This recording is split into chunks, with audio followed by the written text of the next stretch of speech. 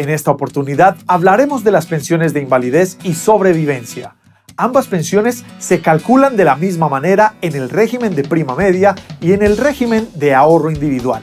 Iniciemos con la pensión de invalidez. Se considera invalidez en el Sistema General de Pensiones cuando una persona pierde el 50% o más de su capacidad laboral, no originada por enfermedad o accidente de trabajo.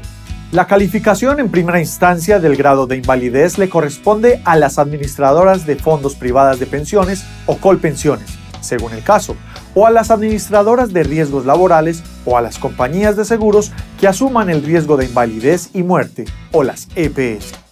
Si el afiliado no está de acuerdo con la calificación obtenida, puede acudir a las juntas de calificación de invalidez del orden regional, cuya decisión será apelable ante una junta nacional. Para obtener la pensión de invalidez, el afiliado debe ser declarado inválido y cumplir con dos requisitos adicionales. El primero es demostrar que ha cotizado 50 semanas dentro de los últimos 3 años inmediatamente anteriores a la fecha del accidente o enfermedad causante de la invalidez. Ten presente dos variaciones a este requisito. Si el afiliado tiene como mínimo el 75% de las semanas necesarias para la pensión de vejez, solo requiere demostrar que ha cotizado 25 semanas en los últimos 3 años. Igualmente, los afiliados menores de 20 años solo deberán acreditar que han cotizado 26 semanas en el último año inmediatamente anterior al hecho causante de su invalidez. Ahora, detallemos cómo se calcula el valor de la pensión de invalidez, que dependerá del porcentaje de pérdida de capacidad laboral dictaminado por el ente calificador así. Si el porcentaje de invalidez decretado está entre el 50 y el 66%, el afiliado tendrá derecho, por las primeras 500 semanas cotizadas, a una pensión del 45% del ingreso base de liquidación. Fuera de esto, por cada 50 semanas cotizadas adicionales a las primeras 500, la pensión se incrementará en un 1.5% sin llegar a sobrepasar el 75% del ingreso base de liquidación. Si el porcentaje de invalidez es igual o superior al 66%, el afiliado tendrá derecho, por las primeras 800 semanas cotizadas, a una pensión del 54% del ingreso base de liquidación.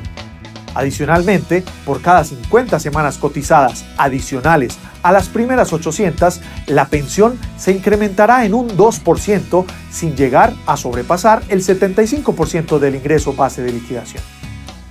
Un aspecto importante a tener en cuenta es que si el afiliado, al momento de su invalidez, no reunía los requisitos para acceder a la pensión por este concepto, tiene derecho a reclamar una indemnización sustitutiva de pensión si está en el régimen de prima media o a solicitar la devolución del saldo de su cuenta individual si está afiliado al régimen de ahorro individual.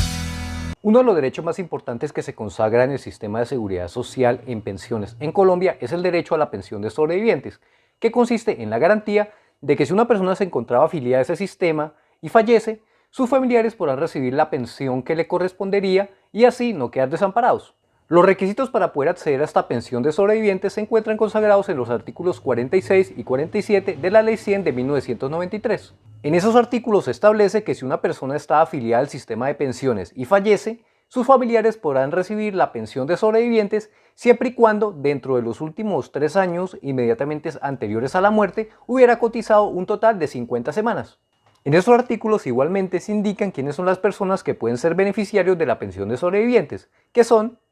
los hijos menores de 18 años, los hijos del afiliado mayores de 18 años y hasta los 25 años siempre que estén estudiando, los hijos en condición de discapacidad siempre que dependieran económicamente del afiliado que falleció y el cónyuge o compañero permanente del afiliado que fallece siempre que acrediten primero que hacían vida marital con él y segundo que con anterioridad al fallecimiento hubieran convivido con el afiliado durante al menos 5 años de manera continua. También pueden ser beneficiarios de la pensión de sobreviviente los padres que dependían económicamente del afiliado siempre que no existan cónyuge, compañero permanente o hijos. De igual modo pueden recibir la pensión de sobreviviente los hermanos menores de edad y hermanos en condición de discapacidad que dependieran económicamente del afiliado cuando no hubieran padres, cónyuge, compañero permanente o hijos. Espero que este video les haya gustado, que sirva para comprender un poco más este tema de la pensión de sobrevivientes